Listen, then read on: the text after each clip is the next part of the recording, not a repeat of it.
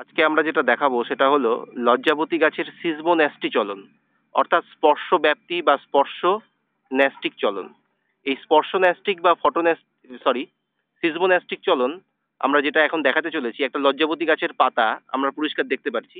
সেই পাতাগুলো দেখো খোলা আছে, কিন্তু এই পাতাগুলো যখনই তুমি স্পর্শ করবে, আমি আঙুল দিয়ে একটা পাতা আস্তে করে স্পর্শ করে দেখছি।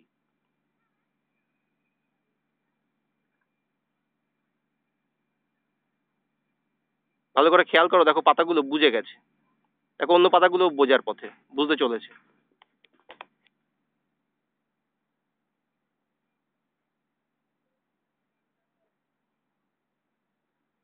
খুব ভালো করে খেয়াল করে দেখেছো নিশ্চয়ই পাতাগুলো কেমন বুঝে যাচ্ছে। আরো ভালো করে দেখানোর জন্য আমি আর একটা জায়গায় পাতা হাত দিচ্ছি।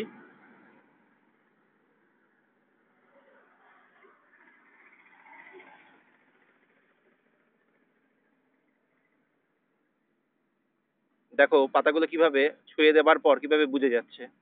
এবার বাঁদিকের পাতাগুলো আমি আবার ছুঁয়ে দিচ্ছি,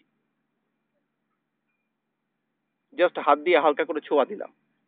পাতাগুলো কিরকম ভাবে আস্তে আস্তে মুজে যাচ্ছে। এই যে বুঝে যাওয়া, পাতাগুলো চোখ বুজে যাচ্ছে, এই জন্য অনেকে এটাকে নিদ্রা চলনও বলে, উদ্ভিদের নিদ্রা চলন।